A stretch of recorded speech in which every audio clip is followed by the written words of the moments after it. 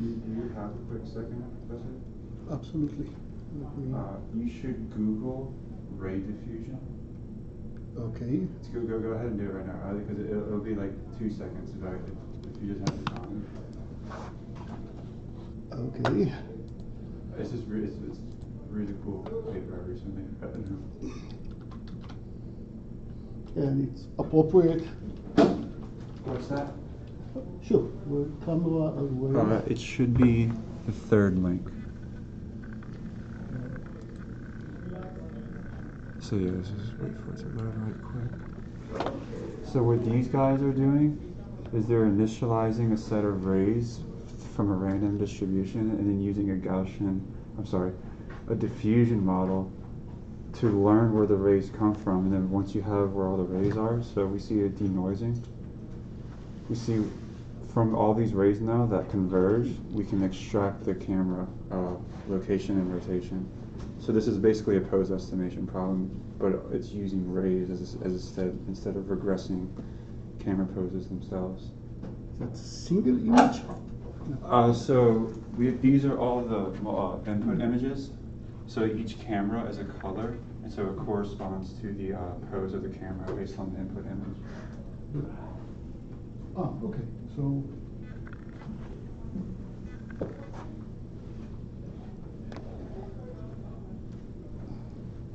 okay, very interesting. It's very cool.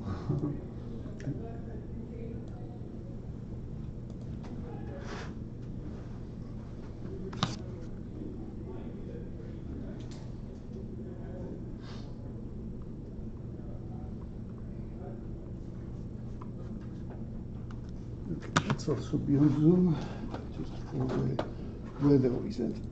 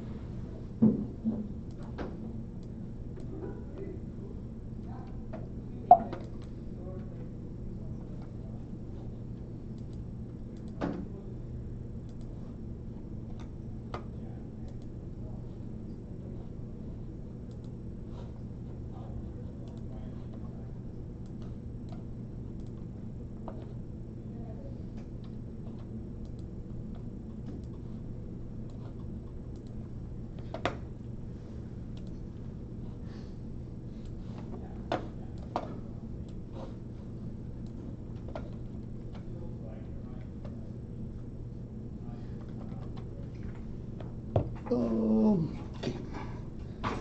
Let's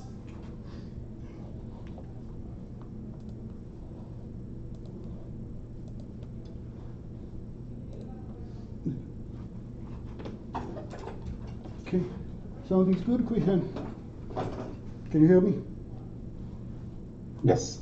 Okay, thanks.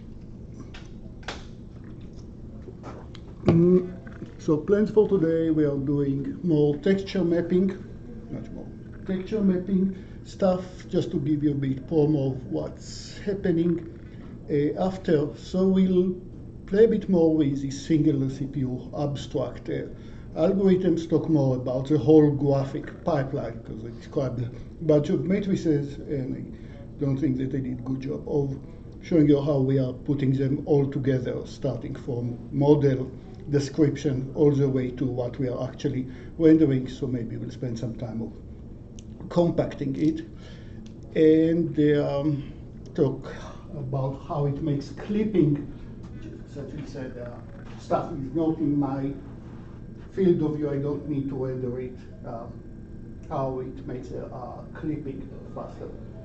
And then pretty soon after the vacation, that's our last class before the vacation, am I right?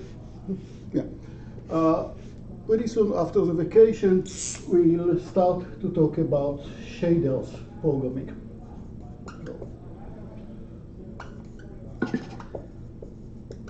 So fragment programming, for which I will show you how to do it in WebGL, which is the JavaScript way. And WebGL in terms, your homeworks that will use shader programming, namely GPU plus programs that run on GPU, will see that the convenient way is that we will write one program that works on every vertex and one other program that works on every pixel using the information from the vertices.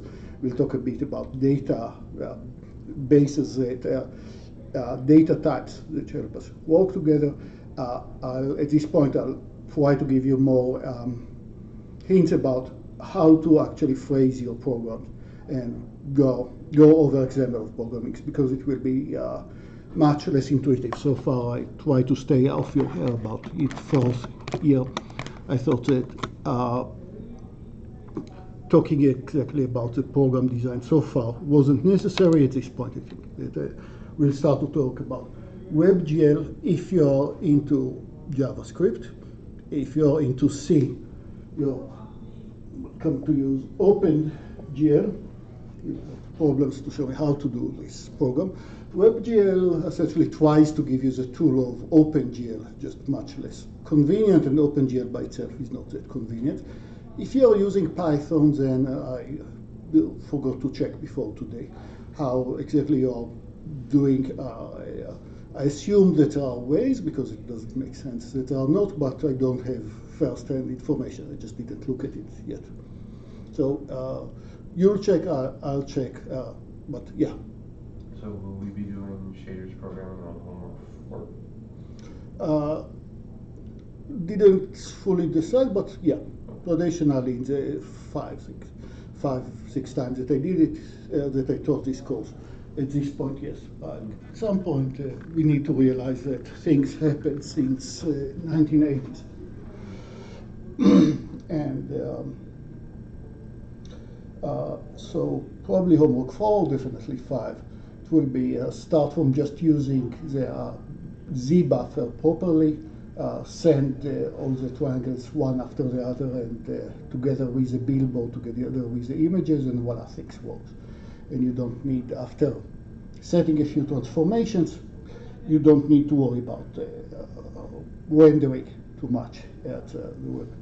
GL, on terms there will be files that maybe I wouldn't go over, or each command, because there is tons of default settings that you don't necessarily want to go into, and I don't necessarily want to go into about just the default of how many bits or to use cubical mode. So yeah, both you and me will check how to implement the same tool. Basic programming ideas should be the same in Python, but as I said, I don't have yet. I didn't look at it too closely. If you want to check one of the other, WebGL or OpenGL. That's at the moment. Questions? No. Very few today. We talked about, we're in the big texture about what I found amazingly cool, how we are using texture in general, starting from just taking an image and stacking it on a surface, or triangle, or more complicated surface. We'll see two examples today.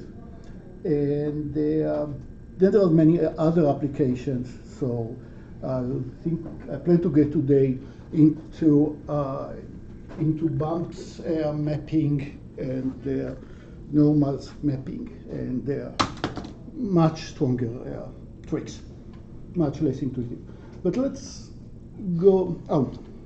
So here I just show you again. I want to show how the scene looks like. From the eye, I have the three objects, the lights, the circle and the rectangle, but I also have a mirror. How do I generate this scene? I will show what the mirror sees. I put the camera over here, make one pass of the object. One pass meaning I let the GPU see each object in its turn over all the matrices, generate one image and put it on the mirror as if it's a texture, billboard. It's a mirror is contained. And then put the eye back at the white place. And now what the eye camera sees are these objects from different directions, of course, from the intended direction, but also sees a billboard, which is a mirror. And on the billboard, there is a poster, which is what we just generated from here. Let's get a bit back to the basis. How do I map image over here into a triangle over here? So, GeoGebra.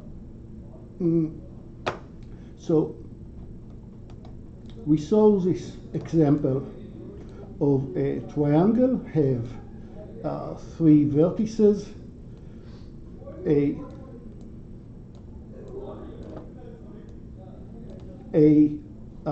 B, and C. And now we talked about the barycentric coordinates, the area of each one of the, for one particular point inside this triangle. I'm getting three weights, WA, WB, WC, each one between 0 and 1, called the barycentric coordinate. And now for some arbitrary point P inside this triangle, by computing the area, that was a slow algorithm, computing the area of each triangle divided by the big area, I'm getting the barycentric coordinate, and now I can interpolate various properties, like color, like height. Now I'll do one step further. I'll tell you that I want, here is a picture, what these numbers represent, the name of every pixel, pixel 0, 0, pixel 0, 1, pixel 1, 1. And so on. Each one has an INJ. And I'll tell you, furthermore, that I want to map the point A from here to this corner, and it doesn't have to be a corner, it can be any point inside this whole image. There are RGB values, RGB alpha associated with each pixel that you just don't see. I just wrote a pixel name. And it tells you that A prime is assigned, or A is assigned to this point inside the image. I told you by specifying, say, the INJ of A prime, which pixel it is. So I picked on the I value. So A prime has I value of 0. It's 0, 7, 0, 1. A prime has 0 in its fair coordinate. I'll tell you that B is assigned to, say, this corner. Once again, doesn't have to be a corner. C prime is C is assigned to this corner. And now we had the restoring mechanism that computed for each pixel inside the image its bicentric coordinate, so that it can be slowly by either dividing this area and having this ugly expression, or just moving P from one pixel to the next pixel to the next pixel and add some value at each point after linearly interpolating along the edges. But what is the relationship here? I told you that A, when I assigned it, I looked at the coordinates in the ij pixel space of A prime, and it turns out to be 0, 7. B, that's how I assigned it, is mapped to 0, 0. C is mapped to 7, 0. And now just looking at the I value, I just said that look at the bicentric coordinates and interpolate the I value of A prime, the I value of B prime, the I value of C prime. That will give you the I of where this point is mapped to, namely to which pixel it is. So the moment that you have the rastering, you can interpolate it. So you know for every point in this triangle, this is a triangle that you're rendering, every pixel inside this triangle, do the map into the image, the texture image that you are stacking, gluing to this triangle, and now pull pixels, and it all happens in parallel. It just saves the ray tracing slow mechanism that we saw earlier. So if I have now in the input triangle, this triangle that you see here is part of the billboard. It's one of the two halves of the billboard. Inside this triangle, I say I have a bunch of pixels that are all along the same row.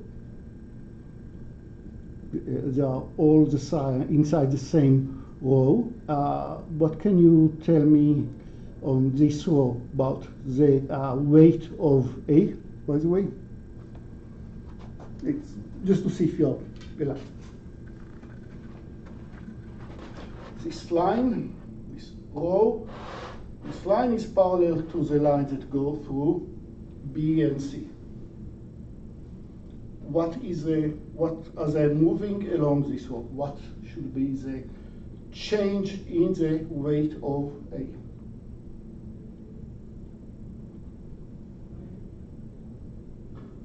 Is the area of what triangle?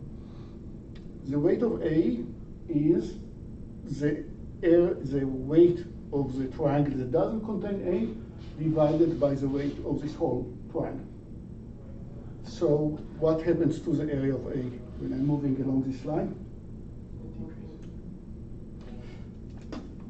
So this line was, I generated it by parallel to the line A. So the area of this triangle, that's how it looks.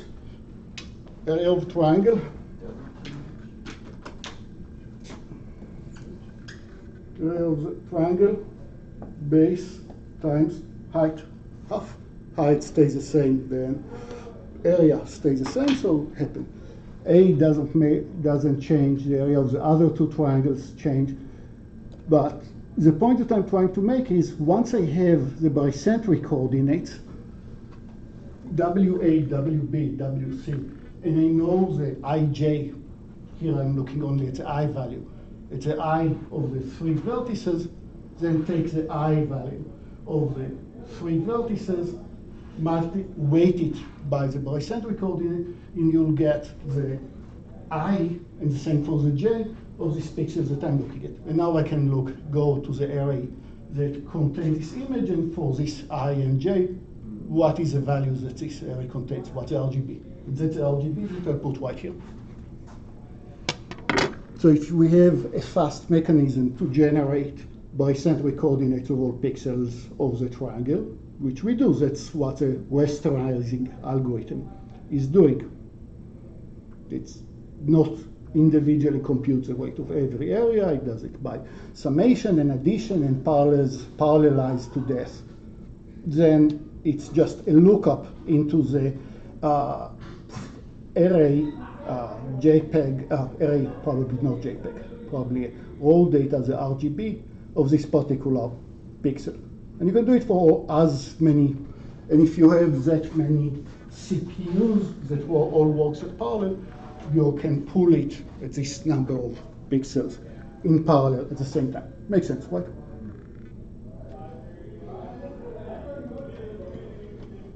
So that's how the mechanism of texture of when we assign this image to a triangle. It will be a bit harder if it's a one image that appears on a triangular mesh. Then I need to compute a few other parts if I'm wrapping it around the triangular mesh, and the math can be a bit harder. Let's see another example.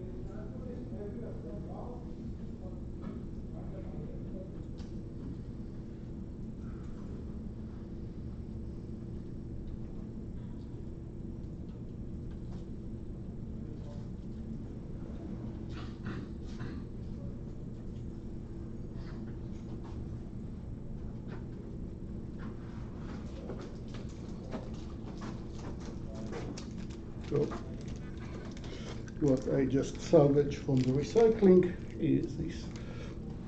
Excellent. Extend the camera a bit.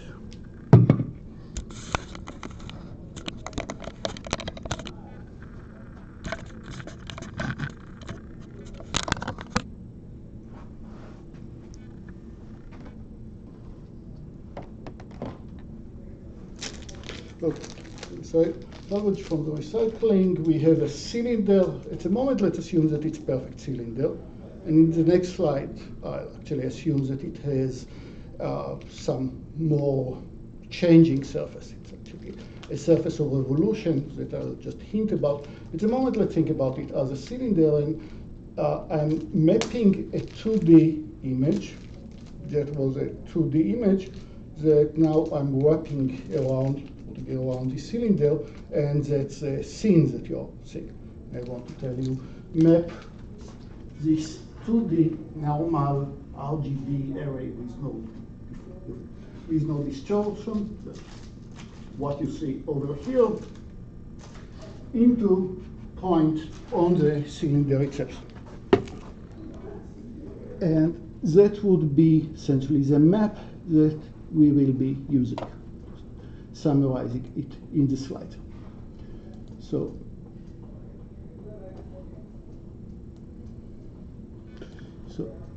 what's going on?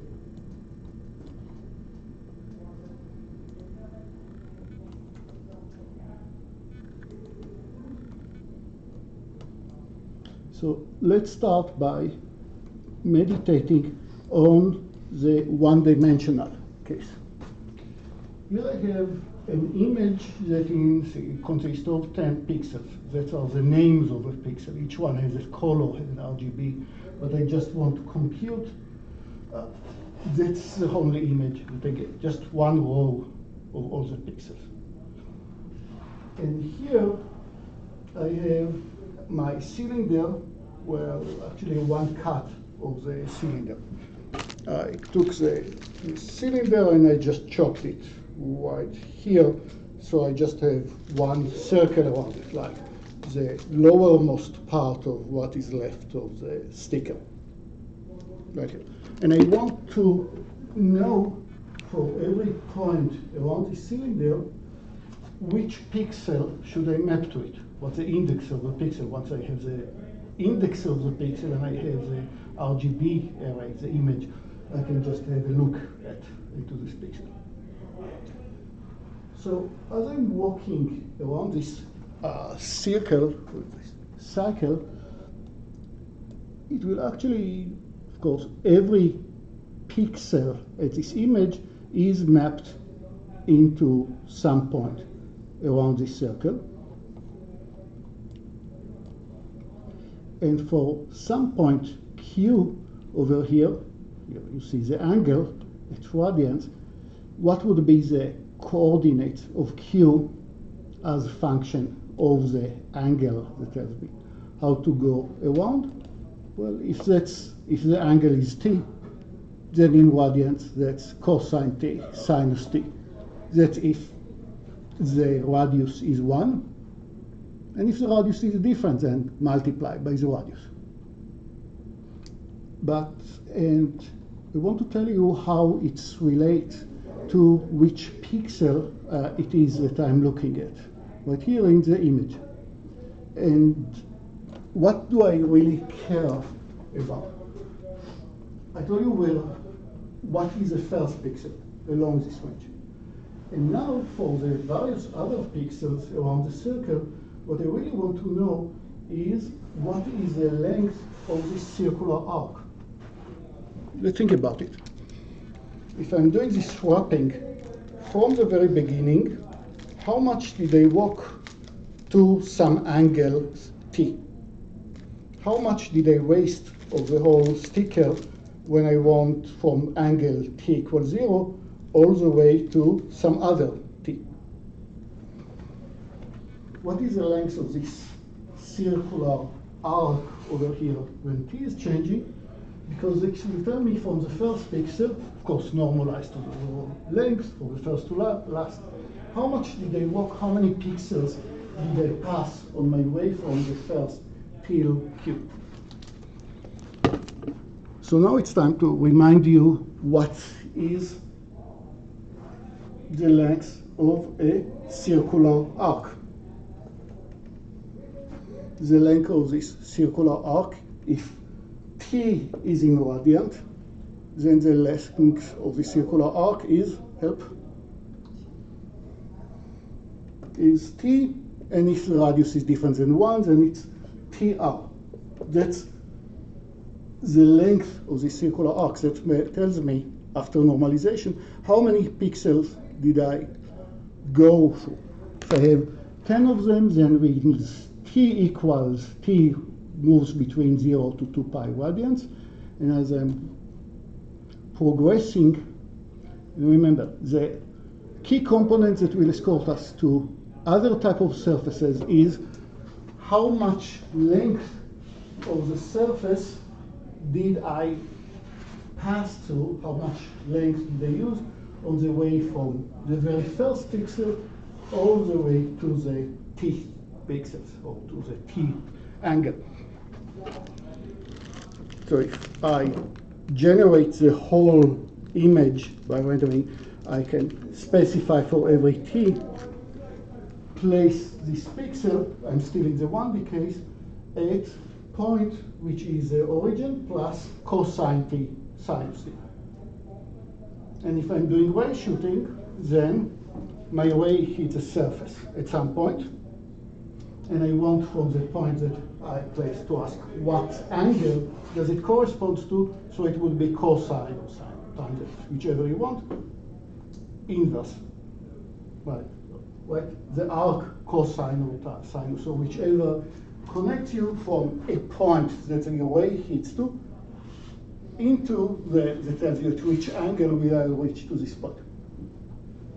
So it can go either way. Either you are doing clustering and then project, or you're doing ray tracing, the buffer, and then every ray that hits, you want to have a lookup into this.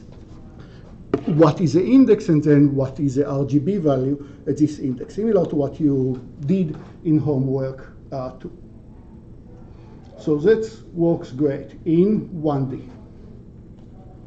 But this array is, of course, this whole image have a lot of other pixels, and I just wrote the indices of the pixels. I'll change the height. The height tells me how many rows. Age equals about 3, so I have the pixel in the first row, a bit larger, pixels in the second row. I called pixel 1 to 1,0 all the way to 1,9, so 10 pixels in each row, and now it's the height. But what am I talking about? Well, remember, we started when we wanted to place, and here we are touching on a topic that we'll also visit in modeling. I have a two-dimensional image, RGB value, and I want to wrap it around the cylinder. So what will be the parameterization right here? So for every point in the cylinder, you have the pixels highlight, and what do I care about? I parameterized it as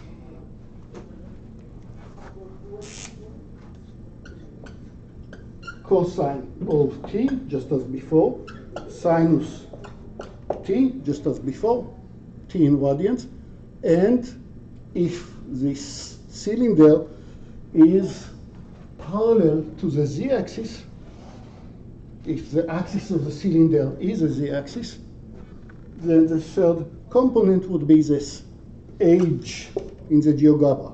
How much did they progress by changing the height? That's it. Changing the height of the point that I am at. Changing the height. So to go to some pixel over here, I need to have a total rotation of t degrees. And then let's take a smaller t. I want to know at which this point over here, what does it correspond to? Let's ask what is the angle, and let's ask what is the z value, the height. And this will tell us what pixels I'm looking at. So you can generate all the pixels by look at cosine t, sinus t, and age, and this will match into t changes linearly, say between 0 and 1 or 0 to 2 pi, and age change linearly from the lowermost part of the image to the highermost part of the image. Okay, and the changing in age is quite obvious, just how high I am at the cylinder. The change is t. Think about again the one-dimensional case and think that in the one-dimensional case, I have to measure how much did I walk along the cylinder, which is just t in radians. Okay, so now if I have the 2D image and I have this pretty simple shape that I want to do texture on, you know how to do it. If I'll ask you to do it with the CPU, it will take some time, but it works. Again and again, just because I'm enjoying playing with this, the angle, how much did I walk, which determines where I am inside this row, which pixel I am, and which row it is depend on the z value, the elevation. That's again assuming that the cylinder is have the z-axis as its major axis. Otherwise, of course, translate, rotate, and so on.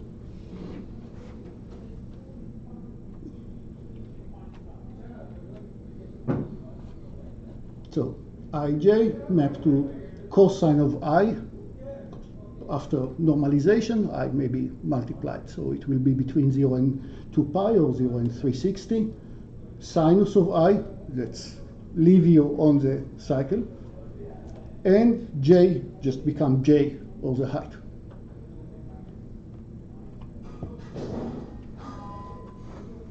I'm not going to talk too much about this case, but let's talk about just briefly on the surface of revolution. How do I create surface of revolution?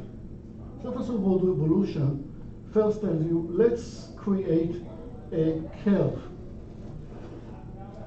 And this curve is parameterized by some value u. If it makes sense, that's fine. If not, we'll revisit this topic later in the course in modeling. So I have a curve which is beta sub x of u and beta sub y of u, and u is and u will be between between 0 and say 1. And that's any curve that you want. That would be the x coordinate, that would be the y coordinate. So maybe that's the curve beta, which is beta sub x u, beta sub y of u. That would be the curve that I created. Why would I prefer to use such an implicit representation of u rather than call it that x equal a function of y?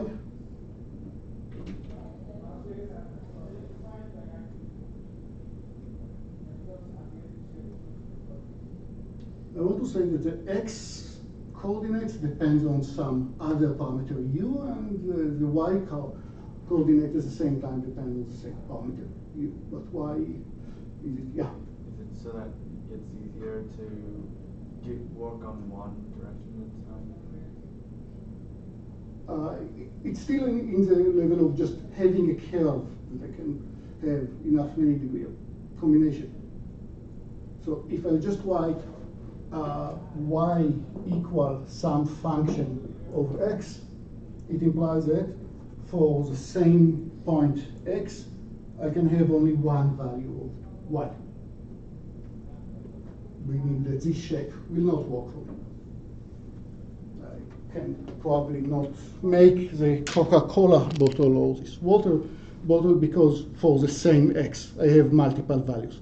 In this case, I can have for any x multiple value of y, for every y multiple value of z, and we'll see how to generate such a curve. That's my first step in doing the surface of revolution.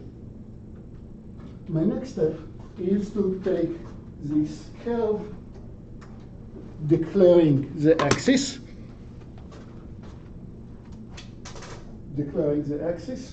and ask, say, GeoGebra or Blender to rotate it around this z-axis, creating this whole surface by going completely central symmetric around the z-axis. So it's a very convenient way to tell you about shapes that have this axis of symmetry, like the Coca-Cola bottle, like this vase. But I just need to tell you that's the cross section of the shape, and now these will be the parameters. For once I fix u, I can generate a whole circle around it, and if you miss me, it's fine. I generated one point along this curve. I'm still in the xy plane. Now to move it into the xyz, I take this one particular point and make a ring out of it. Circulate around the z-axis. And same go for this point, then go to this point, and that's how we generate the base. And how can I map such a curve, such a surface, a curve, into a 2D image? I want to make points to points. I want to recycle kind of the same idea of that we saw over here. People on Zoom also welcome. I have a curve, and I have a 2D matrix. How do I know which point here matches which point in the 2D matrix?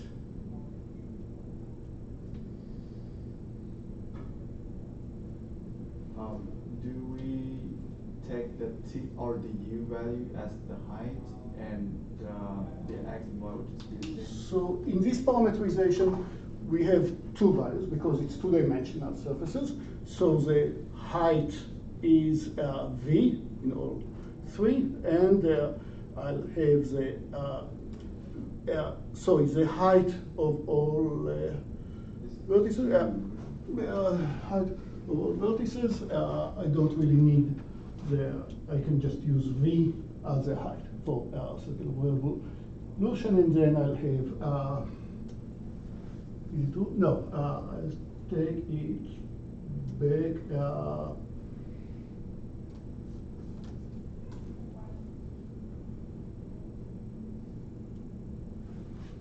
Yeah, I have, these are the two main parameters. They are depending on u, and the depending of v is the same dependence that we saw earlier. It just takes the same value, b of x cosine v, b of x sinus of v, will generate a circle around it. So I'm not syncing with this slide completely. So let's take this shape. I created this curve and I generated this image. How do I know which one to map to which? So there is a ring that lives here that corresponds to a ring that lives here. And to walk around this ring, I'm just walking linearly. There will be some deformation. The pixels will be a bit deformed. But how do I know what is the height? Which row should I take? That's a tricky.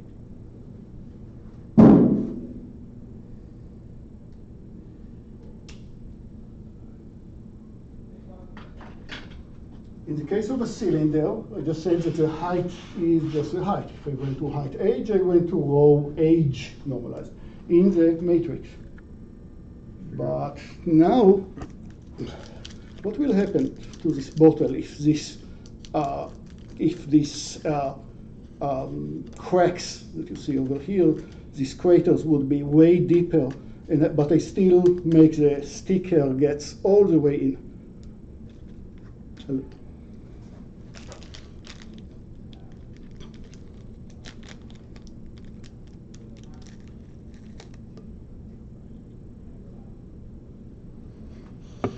Do we take u times the number of pixels for each pixel? No, it's not u. You need to think about this shape might be a bit over scratching.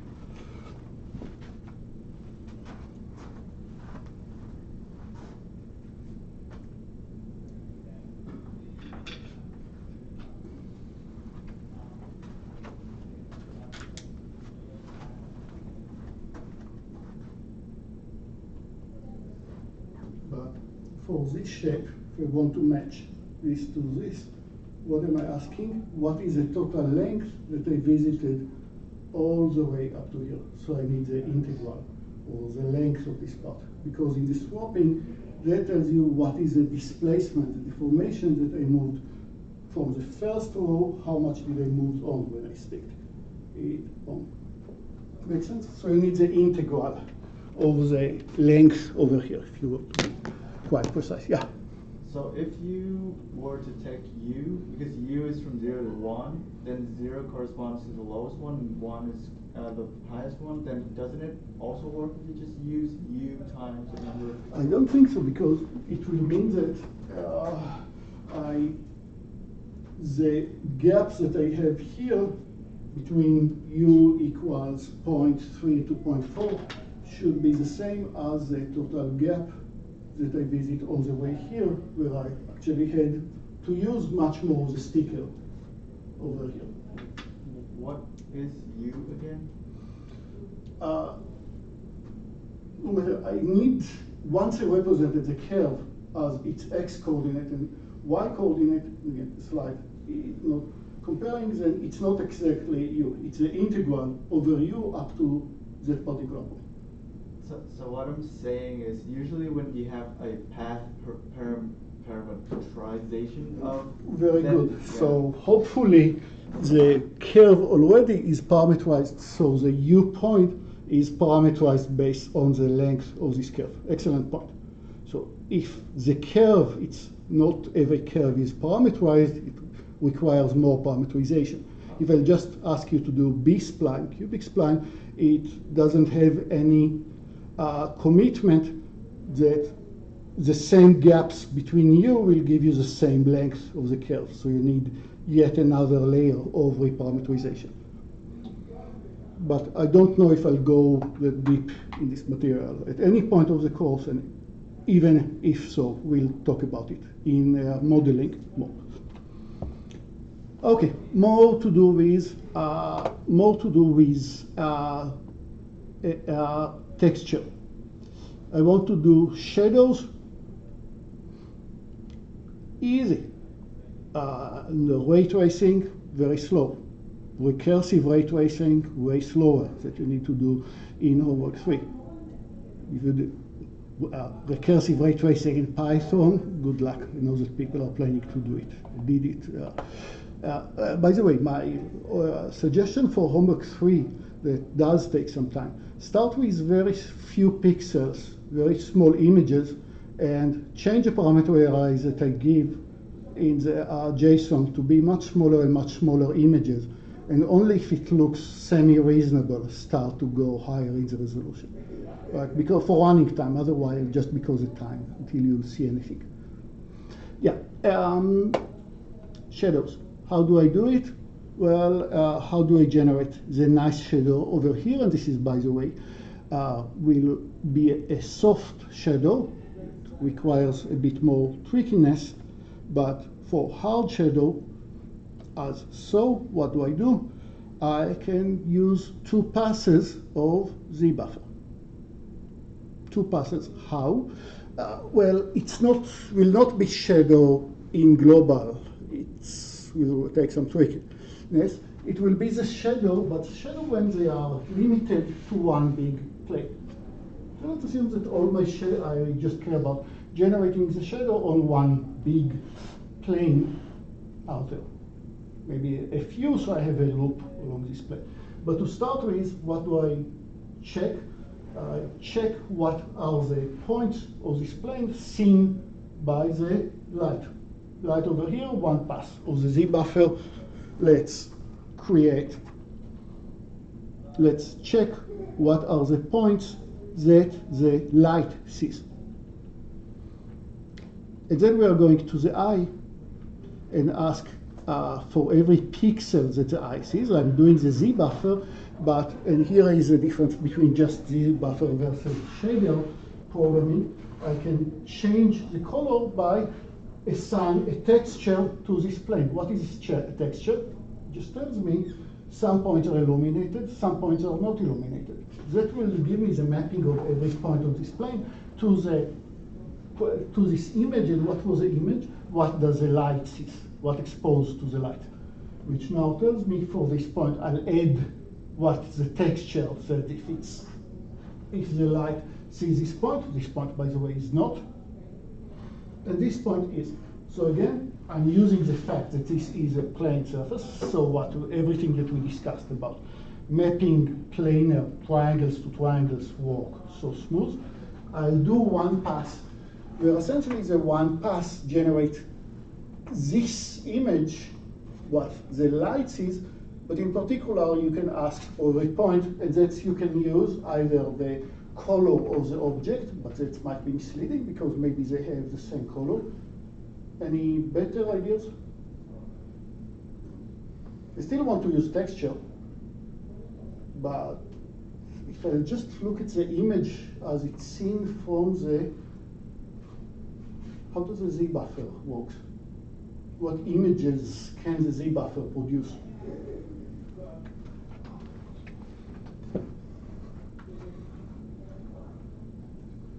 We discussed it last week, this week. What are the images that the Z buffer produces? I completely ignored it. Yeah, Christian. Sorry, I didn't see your answer, but yeah, you're absolutely right. Kind of, as we said, answering Christian, but that was for previous. For the from the source of the light, or from the Z buffer in general, yeah. Isn't the grayscale image where depth. How far away from the light each point, each pixel is. Use this one as a texture, place it on this point, and that's every fragment, namely every pixel, will decide I want to use a texture at my very pixel. We talk way more about fragment programming, but it essentially says every pixel in our triangle way here will have little program, going back to this point, little programs that every vertex wants, and then we'll have a different little program called fragment programs that every pixel wants, and the pixel asks, where am I, what is the value of the texture at my point, and what's at the end, to have ifs and conditions and that will tell, so the pixel can decide for itself, I want to add the shadow or not. Depending on what? I know at which plane I am.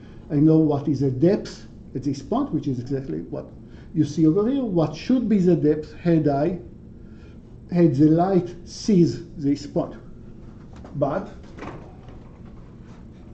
when I'm at this point of the plane, so when I'm considering the light to this point, and I am stuck, I'll interpret it, I'll check is the depth that the light reported, equal to the depth that would have seen had the light sees this point on the surface. I'll get back to this point because I'm not making this clear explanation. Okay, but every pixel check what it should think that the distance from the light should be, which is a simple computation.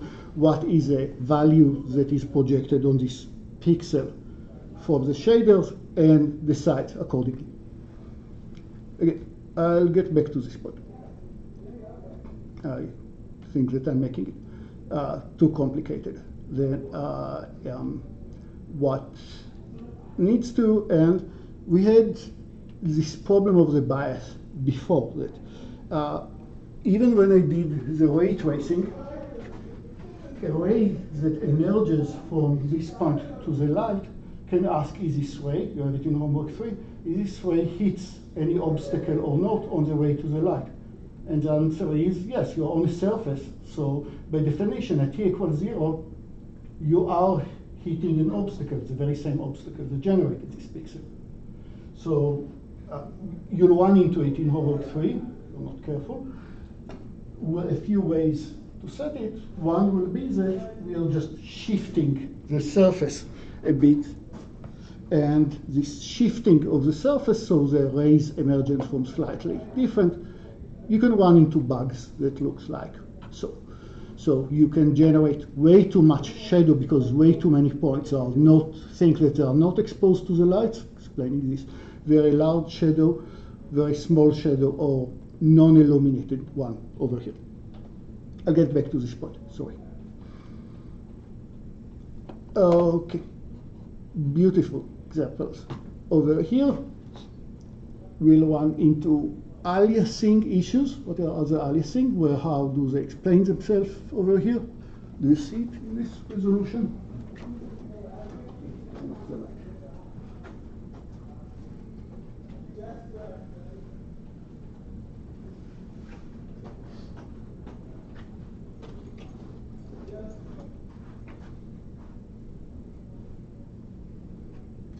Very staircase-like, very much discretized here and here. Doesn't look like a normal figure. That's one more example of aliasing, which we can avoid by having soft shadow. And the soft shadow might be avoided by the A buffer. Just shift it a bit and accumulate, giving us, once again, playing with gray level.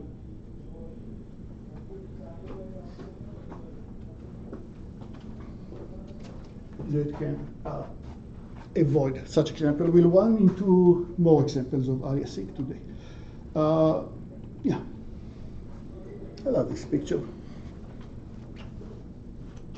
another example of texture mapping. How complicated texture mapping?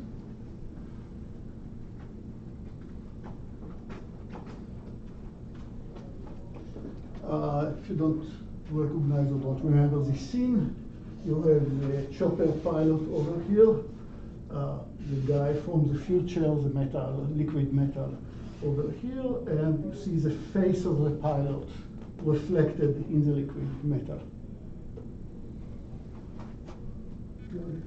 This liquid metal, the helmet of the bad guy, the face of this guy, the earphones. So you can do it with ray tracing. Slow.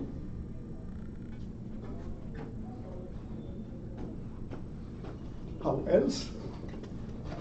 Take an image from the center of the head, do the Z buffer pass from the center of the head of the guy, and now another Z buffer from this point, from where the camera is, where we morph, of course, it based on the length of the surface, as this cast over here that suggests the deformation, but essentially every pixel over here, once I realize that it's in the helmet, I'm asking what's my parameters, and then what should be the color of the pixel. So essentially, two passes of the Z buffer, once again.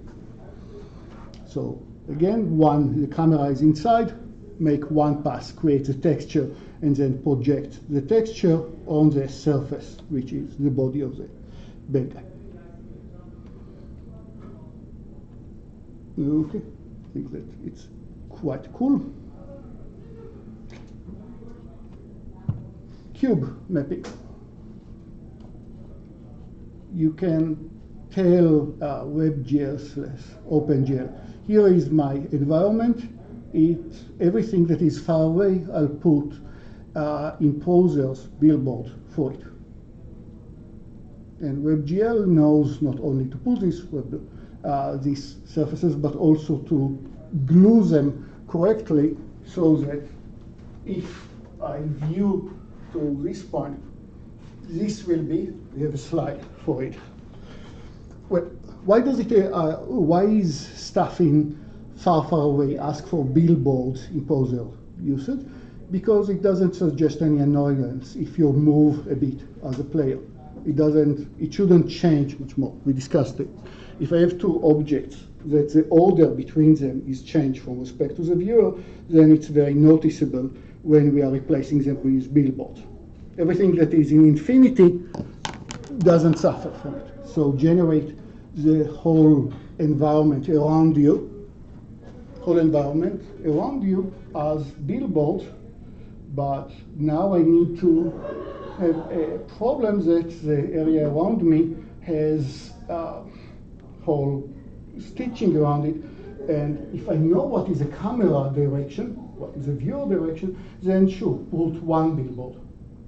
But if I change the gazing direction, then now one billboard is not enough, and instead I need to provide 6 billboards. That's one of the ways, and the correct part of all these billboards will be nicely placed together. You don't need the algorithm, you just need to say, I'm using cube mapping, and these are the 6 billboards that I'll generate, and these are the 6 images in this case that you're using, that surround you over here.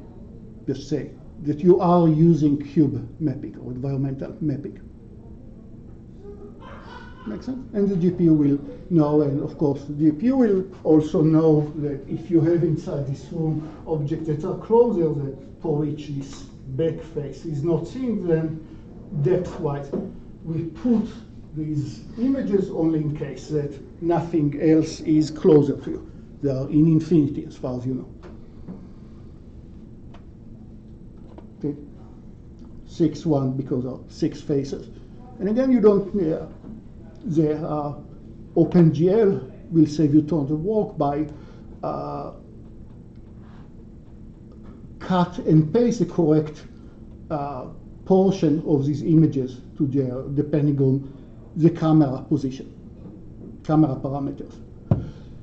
Or that's 6 images, or you can decide that it's 1 image that it's your responsibility to wrap properly. You generated this image of the view seen at infinity.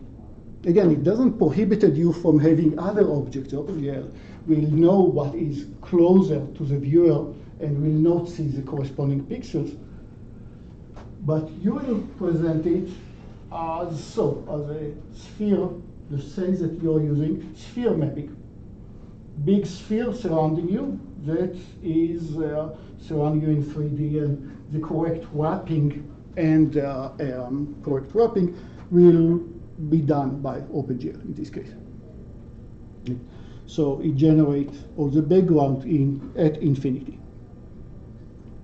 Very nice. Let's talk about rough surfaces. 3 main techniques, actually many more, but 3 main techniques to generate rough surfaces. And I think that there is more branding here by sub-names and nuances between the tweaks, but roughly bump mapping and relief mapping are big names that you need to remember, probably parallax mapping as well. So, problem. That's the that should be on the right what you show.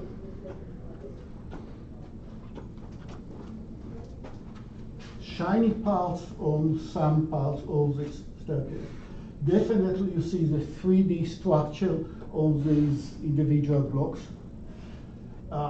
You see details on these surfaces, and it looks very much alike.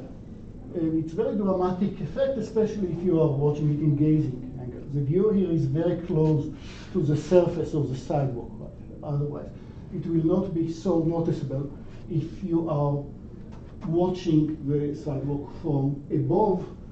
Then what happens is you see very little from the boundary, from the height of every individual block. But if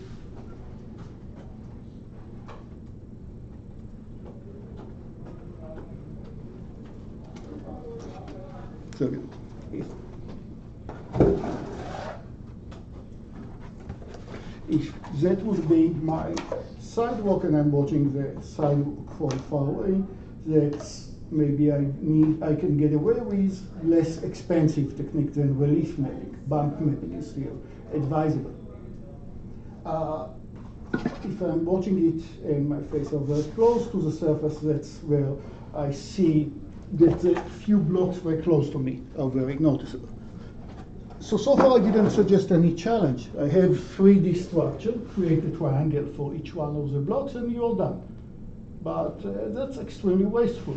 The sidewalk repeats itself pieces by pieces. We didn't discuss it, but that's one of the good advantages of texture mapping. If I want the texture of this carpet, I can take a relatively small piece and just put it one branch next to the one next to the one and repeat between themselves. And I don't really need so many details out there. And besides, if there are so many triangles, then ray tracing of the buffer is slow. So I don't want to think about them as really such a complicated surface. Or as an alternative, I want to have some mixed feelings between, is this one surface or is this multiple surfaces over here in the sidewalk. Another example of what I can get with relief mapping. See, specular points, and specular, remember, specular is tricky because it means that the viewer is expected that once the viewer moves, the location of the specular glazing, specular spots should move as well. Specular spot looks very 3D, but I still want to assign one image to the whole texture, and somehow it should just happen. I want to think about the whole teapot, Timag as a pretty simple surface. So we will talk about bump mapping, which is simpler, and relief mapping that is more complicated. So we have multiple objects that appear. You have the sidewalk, and then there was the hydrant and the sea and various other places. But let's say that we already decided that this ray hits the sidewalk. I'm absolutely sure that the ray hits the sidewalk. Once again, in case you don't remember the image, I decided that this ray hits the sidewalk, not the road, not the fire hydrant, and so on. I'm just asking between the different blocks of the same triangle, and I'll represent the whole sidewalk as one big triangle, except that I'll add a displacement map that takes the surface a bit up and down and up and down. And now, depending on how accurate I want to do in the relief mapping, the algorithm will say hidden surface removal, finding which object this ray hits in general among many triangles could be very complicated. There is no clear order between the triangles. We talked about it. The case of three triangles that occlude each other. But once it's all on the surface and it actually forms a terrain, that is just small displacement with respect to the z, and in particular nothing that looks like, for the same surface, I will not have a part that repeats itself. The order is very clear, which means that let's have a base surface over here. Let's look at the ray, and what this ray hits the surface. Let's switch to the texture and ask how this ray behaves as I'm doing this simultaneous walk, like merge sort. Walk along the ray and walk along the surface until the ray hits one of the small details of the surface. But I don't ask anywhere, but once I find the first object that it hits, I don't ask any other objects. I don't care about the rest of the data. If my ray, in this case, if I found out that the ray hits this part, I still need to ask if there are any objects that it hit earlier. The surface is complicated. There is no way. In a terrain as so, I don't need to. I just walk along the way. I don't ask what happened with other objects. I'm just using the texture, and which part of the texture? I'm only using from the texture that is mapped to the surface, only look at the red, for example, one channel, and what this channel tells you is move the surface a bit up and down, based on the red value. That's all you need. Move it by the red, and now do this very simple ray tracing algorithm until you find the first object. So even with Z buffer, once you hit the base surface, and the base surface is just one plane, one triangle, once you hit the base surface, call yourself with a simpler algorithm until you find the first teeth that it really hits. And then compute the normals and do the simple ray tracing. So it's a combination of Z buffer plus the ray tracing, but it's very, very limited ray tracing. And then give great results, but it's more expensive. There is still a simple loop here. It's a very, very simple loop. It's hopefully in this case, once I realize that I hit the base surface, what I have in the top of all these stones, I should just progress a bit until I actually hit one of the objects, and then I add all the rest of the details. That was a relief map. That's a more expensive. Bump map is simpler. It says I have the basic surface, and I'll think about the surface as very smooth when it refers to occlusion. That is, its silhouette is a perfectly rounded sphere. What do I do is, once I decide that a ray hits the surface, I need to compute its normal because I want to create diffuse shading. Don't actually look at the normal as is. Look at the texture. associated with this as a normal, but the texture is not for the color. It's about change a gradient, change a normal by some amount. Some amount that the bump map tells you. Does it go? That is, I want to create the crater. I will show this still remains, the silhouette of the sphere is still a perfectly nice sphere. How do I create the appearance of bumpiness and the specular effect and the edge of the crater? I just do it by playing with the normals at each and every point. And I use the mechanism of the texture to say, take this point XYZ, compute its actual normal. You still have to compute the actual normal based on thinking about it as a sphere. As a sphere, you know how to compute the normal to a way that hits the sphere, but take this normal and massage it a bit based on the texture that you had for this particular point. So that will be an image that you'll use, but instead of using it as a traditional texture, you'll use it as an input to the bump map. That is every point, and that tells you why you might want, even when you're giving triangle, you can even give fragment to every fragment, to every pixel, its unique normal at this particular point, because its normal might be the geometric normal or the normal massaged, moved a bit by some value. Now, to change the normal, I need to tell you how much I change it by two directions, X and Y. How can I do it? It might be R and G, it's up to you. It's in the fragment programming. You'll have an image, and one parameter will be for the how much you displace the normal by the X, how much you displace the normal by the Y. So that's are the images like, or the input that you are generating to create these craters. And now, so you take the actual normal, the geometric normal, that depends on the sphere, depending, of course, direction to the viewer, but the actual normal, and add to it the parameters at the corresponding point in the image. Yeah?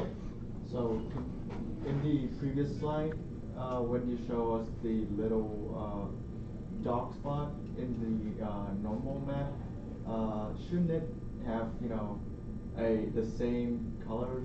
Because when we try to change the height, I'm not seeing how changing the normal can give us the illusion that the height is changing. Should it be a height map instead of a normal? You can have a few methods. You're using the whole three methods. One way would be, here is my sphere, here is the viewer, and I ask, here it's a perfect sphere. Good question. Here is a perfect sphere, here is P. Here, I check the normal at P, and if it would be a perfect sphere, then I don't touch the normal at all. Bump map says, look at the image that I mapped into it. It has some dx and dy, and takes this normal plus dx dy. So this normal will be slightly different. And then when you are computing the diffuse effect, this normal is actually not over here. So if I create again, here is a sphere once again, where the illusion that I create is that this is my crater. Exaggerate it a bit. Here is my crater, then the actual normal that will be over here, will point to this place. So if the light comes from, that's the source of the light, so at this side that would look darker, and the normal over here that originally was moving to this place would move to this point into the light, so it will appear whiter, which was exactly the explanation to the moon paradox that we had earlier. Oh, it's perfect sphere, but it still doesn't look like it's diffuse. Did I answer? Now, I can either give you the displacement of the normal, or I can tell you displacement of the surface, that is, what is the delta z or delta x, delta y that I give, and then it's up to you to compute the new normal based on the displacement of the surface, which is more elaborate, but more expensive.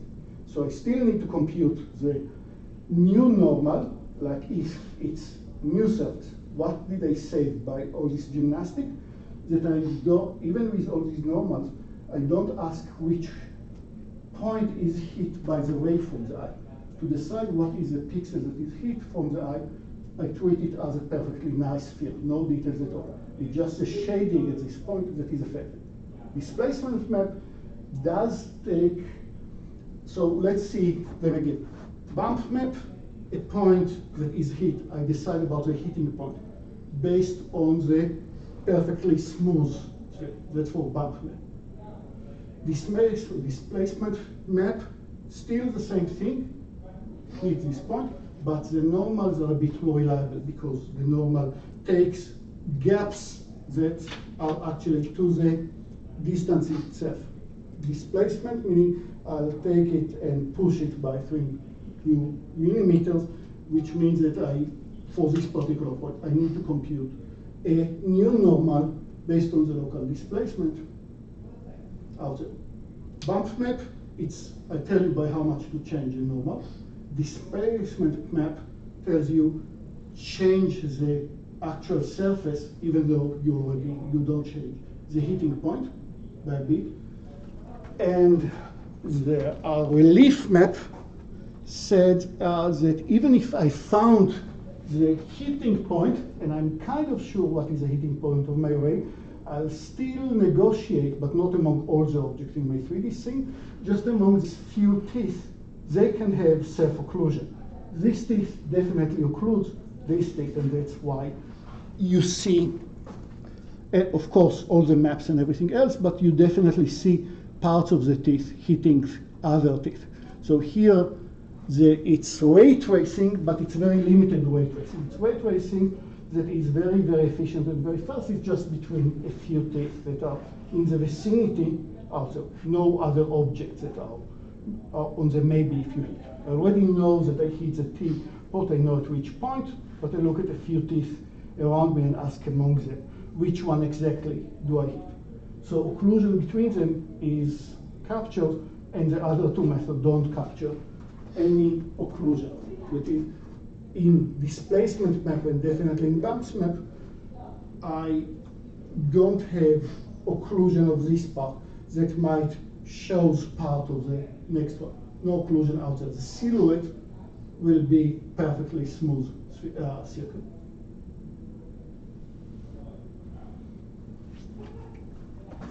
Yeah. Can you explain one more time how bump map is different from normal difference?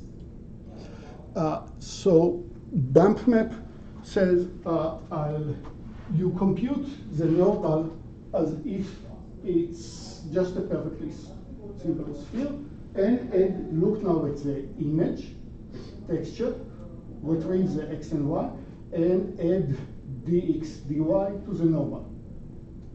Dx, dy of the image? Or of the normal? Yes. Of the normal. Yeah, dx, dy is a R and G, say, it's a texture. But where in the texture, it's this pixel that I just hit, the point of the border that I just hit. But it will mean that this change of the normal looks of less quality than generate the normal based on, hey, it's a real surface, it has ups and downs, and that's what changed the normal. So the displacement map requires you to compute a new normal at each point, for which you need to know what was the different elevation and what is the elevate. How do I compute the normal for a surface? I'll take one pixel, I take my 8 nearest neighbor pixels, and like in 1D it would be I look at one pixel, look at the pixel near me, look at the defect, and that tells me the orientation, the gradient, and the same for the y.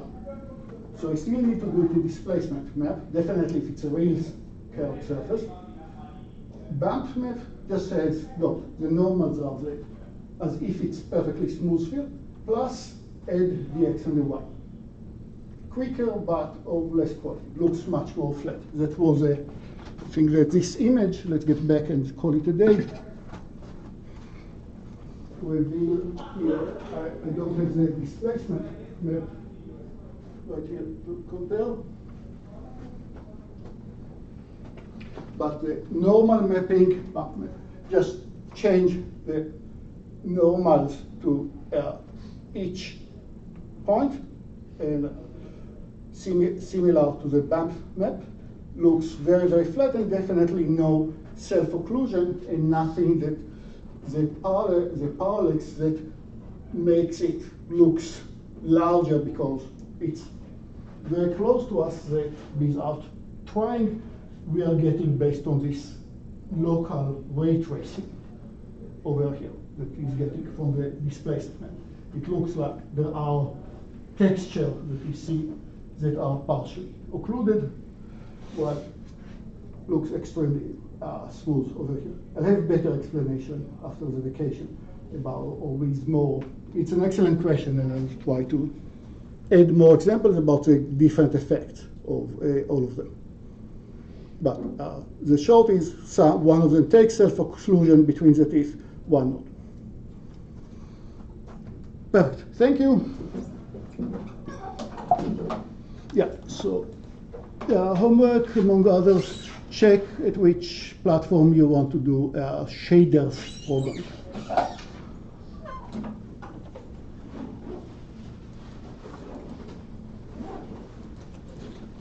Thank you. Thank you. Enjoy your vacation. You too.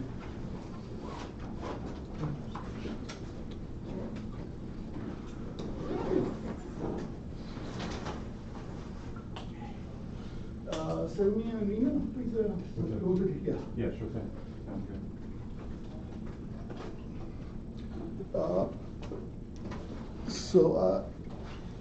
You submitted. Okay. Yes. So, okay. Thanks. But I did have two quick questions. Sure. So homework 4, is that going to be, is homework 4 where we're